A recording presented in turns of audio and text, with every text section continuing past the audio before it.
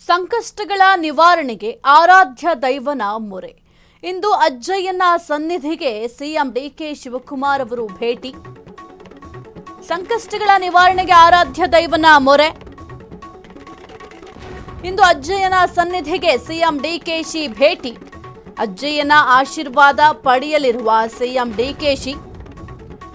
ನೊಣವಿನಕೆರೆಯ ಕಾಡಸಿದ್ದೇಶ್ವರ ಮಠಕ್ಕೆ ಡಿಕೆಶಿ ಅವರು ಭೇಟಿ.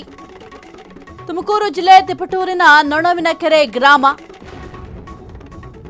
ಕಾಡಸಿದ್ದೇಶ್ವರ ಅಜ್ಜಯ್ಯನ ಆಶೀರ್ವಾದವನ್ನು ಪಡೆಯಲಿರುವಂತಹ ಸಿಎಂ ಇಂದು ಸಂಜೆ 5 ಗಂಟೆಗೆ ಕಾಡಸಿದ್ದೇಶ್ವರ ಮಠಕ್ಕೆ ಭೇಟಿಯನ್ನ ಕೊಡ್ತಾರೆ.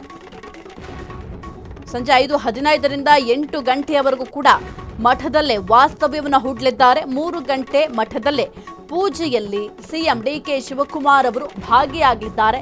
ಈಗ ಆಲ್ರೆಡಿ ಸಾಕಷ್ಟು ಸವಾಲುಗಳಿದ್ದಾವೆ ಸಿಎಂ ಡಿಕೆ ಶಿವಕುಮಾರ್ ಅವರ ಎದುರು.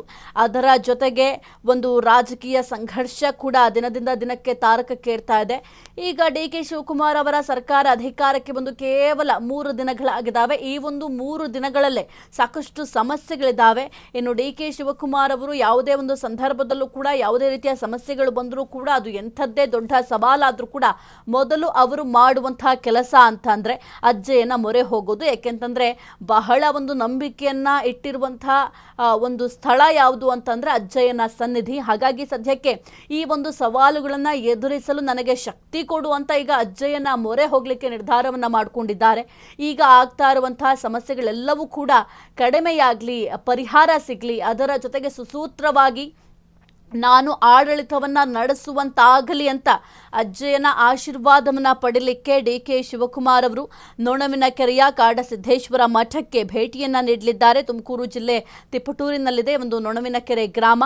ಅಲ್ಲಿ ಸದ್ಯಕ್ಕೆ ಕಾಡಸಿದ್ದೇಶ್ವರ ಅಜ್ಜಯ್ಯನ ಆಶೀರ್ವಾದವನ್ನು ಕೂಡ ಸಿಎಂ ಡಿಕೆ ಶಿವಕುಮಾರ್ ಅವರು ಪಡೆಯಲಿದ್ದಾರೆ. ಇವತ್ತು ಸಂಜೆ 5 ಗಂಟೆಗೆ ಕಾಡಸಿದ್ದೇಶ್ವರ ಮಠಕ್ಕೆ ಭೇಟಿಯನ್ನ ಕೊಡ್ತಾರೆ. ಸಂಜೆ 5:15ರಿಂದ 8 ಗಂಟೆಯವರೆಗೂ ಕೂಡ ಮಠದಲ್ಲೇ ಡಿಕೆ ಶಿವಕುಮಾರ್ ಅವರು ವಿವಿಧ ಪೂಜಾ ಕೈಂಕರ್ಯಗಳಲ್ಲಿ ಭಾಗಿಯಾಗ್ತಾರೆ.